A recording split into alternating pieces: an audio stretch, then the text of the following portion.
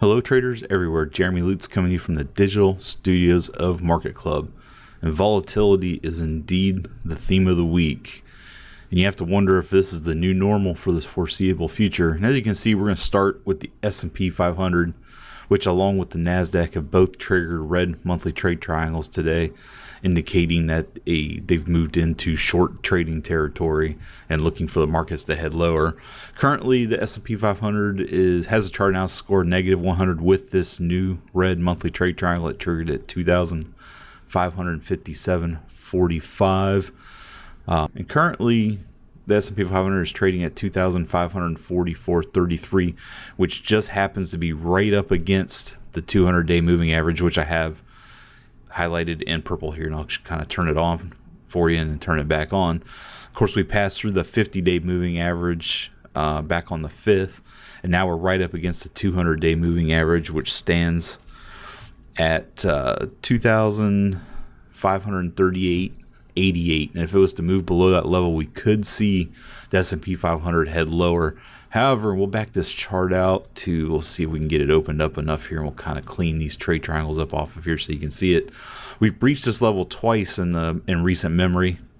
Back here in July of 2016, only to see the market move higher, and then again around election time in November, as we saw it move higher again from there. So it's definitely a level of support that's been strong for the S&P 500 in this bull market that we've been running in, but heading higher. However, this has been, as you can tell in those moves, they were kind of quick moving hits to the 200-day moving average versus this long buildup, especially over the last week that we headed lower to that level. So it's good. It's definitely something to watch as we head into the close. As of late, we've seen the big moves happen in about the last hour of trading each day. So we'll keep an eye on that. And we'll actually back this chart in a little bit, and we'll go to a weekly chart here just to show you where we're finishing up the week. As you can see, we're right now presently down a little over 8% on the week, which is by far the S&P's worst move down in quite a long time. We'll move along to the Dow Jones, currently trading at 23,416.37.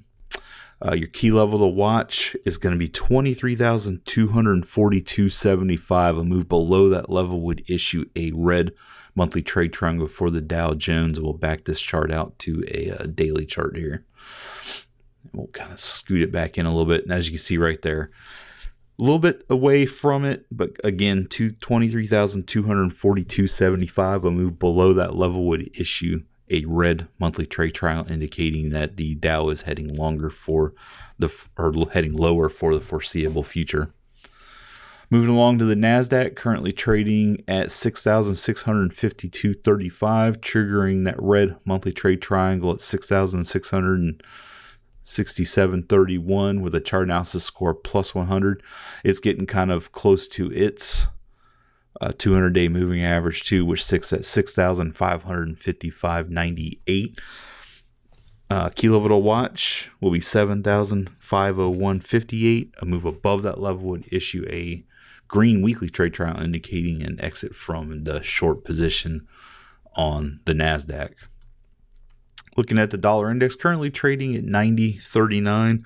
Our key level this week is 90.76. A move above that level would issue a green weekly trade triangle this week, so we'd have to hit that level today. Moving into next week, we're looking at $90.50. A move above that level would issue that green weekly trade triangle, indicating a move out of a short position for the US dollar as it's gaining strength, which has had an effect on gold, which has actually pierced the last 2 days, has moved through that 50-day moving averages and actually trading below it today right now, 1,316.50 with a chart analysis score negative 70 with red trade triangles on a weekly and daily level, indicating that a short position is in order for gold. Key level to watch would be 1,334.80. A move above that level would issue a green daily trade triangle, indicating a move to a sidelines position for gold. And we'll take a look at crude oil, which is actually trading below $60 for the first time this year with a chart analysis score negative 70. Currently trading at 58.48. couple things have influenced that. One is the rig count. Baker Hughes announced this morning that their 26 rigs were added this week, bringing the total rig count to 791 active rigs. That's 200 more active rigs than this time a year ago. And the concern is really over the U.S. growing inventory, as well as the U.S. dollar the rising dollar putting pressure on crude oil as it heads lower. Key level to watch should be 64.18. A move above that level would issue a green daily trade triangle indicating a move to a sidelines position for crude oil. We'll back it out. We'll take a look at Bitcoin. It's up about 9% on the day, kind of hovering around its 200-day moving average that it broke below, so it's definitely giving it a level of support. Currently trading at 8,596.65 with a chart analysis score plus 55, indicating that we are in a sidelines position for Bitcoin as it kind of sorts itself out here. Key level to watch is 11,705. A move above that level would give you a green weekly trade triangle, indicating it would be a long-term uptrend for Bitcoin to go long. And we'll back it out here and we'll just take a look at Alibaba, which has been on the sidelines this week when we issued a red weekly trade triangle at 179.32. It is coming under pressure like much of the stock market, currently trading down at 169.46 with a chart analysis score of -70. Key level to watch will be 206.20.